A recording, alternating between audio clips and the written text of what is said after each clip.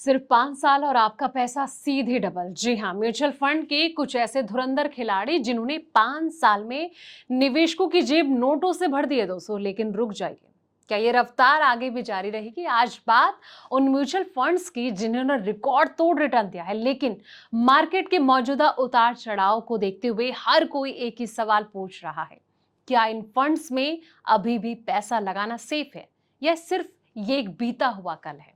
तो क्या आपको अभी भी इनमें बने रहना चाहिए, या फिर प्रॉफिट बुक करके निकलने का वक्त आ गया है? तो हर एक डिटेल पर इस वीडियो में बात करेंगे। नमस्कार, मैं हूं आपके साथ संध्या बिष्ट और आप देख रहे हैं द इकोनॉमिक टाइम्स हिंदी। पिछले 2 साल से शेयर बाजार में उतार चढ़ाव नजर आ रहा है और सीमित रिटर्न की चर्चा के बीच लंबी अवधि के आंकड़े निवेशकों के लिए अच्छी खबर लेकर आए हैं दोस्तों। पिछले 5 साल में भारत के 310 इक्विटी म्यूचुअल फंड में से 101 फंड ने निवेशकों का पैसा जो है वो दोगुना करके उससे ज्यादा रिटर्न दे दिया। और इतना ही नहीं, 4 म्यूचुअल फंड ऐसे भी रहे जिन्होंने सिर्फ 3 साल में ही निवेशकों की रकम को दोगुना कर दिया।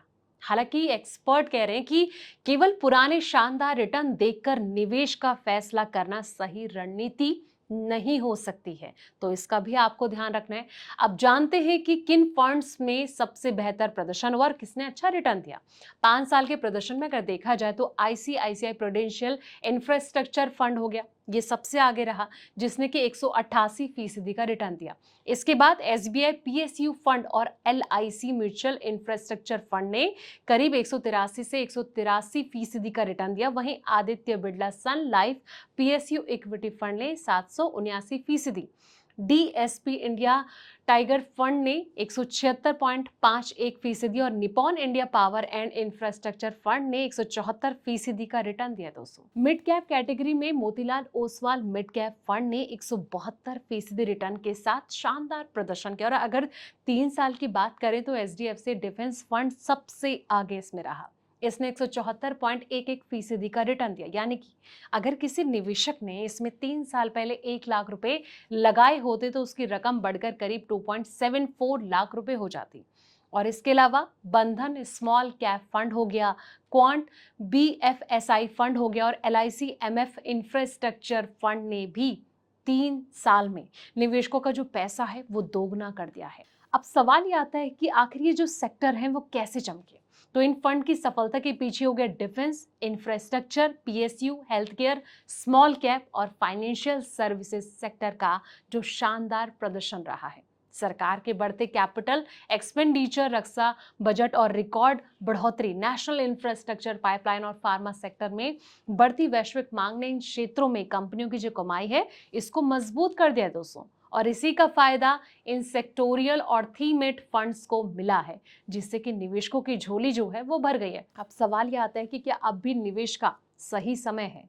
तो आनंद राठी वेल्थ के जॉइंट सीईओ फिरोज अजीज का ये कहना है कि सेक्टोरियल निवेश हमेशा चक्र जो यानी कि साइकिल के आधार पर चलते हैं और किसी सेक्टर में सही समय पर निवेश करना और सही समय पर मुनाफा निकालना आसान नहीं होता। इसलिए केवल पिछले 5 साल के शानदार रिटर्न को अगर देखकर निवेश करना जो है वो रिस्क भरा हो सकता है। दरअसल जिन फंड्स ने 5 साल में बेहतर प्रदर्शन किया है उनमें से कई का जो पिछले 2 साल का रिटर्न अगर देखा जाए तो काफी कमजोर है।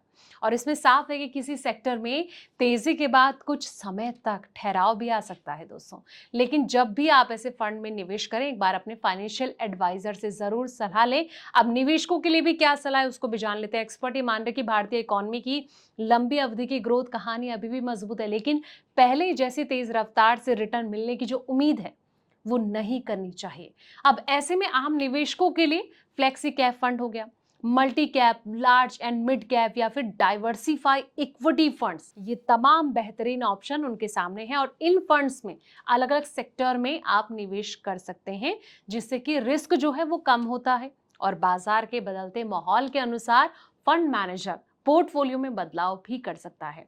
निवेश से पहले अपने जो वित्तीय गोल हैं, जोखिम उठाने की क्षमता और निवेश अवधि को ध्यान में रखकर ही आपको फैसला लेना चाहिए, ताकि आपको नुकसान ना हो। ये रिपोर्ट आपको कैसी लगी दोस्तों? कमेंट सेक्शन में अपनी राय जरूर दें और साथ ही इस वीडियो को लाइक शेयर करें और चैनल को सब्सक्राइब करना ना भूलें। ऐसी पल पल के अपडेट्स के लिए आप देखते रहें द इकोनॉमिक टाइम्स हिंदी।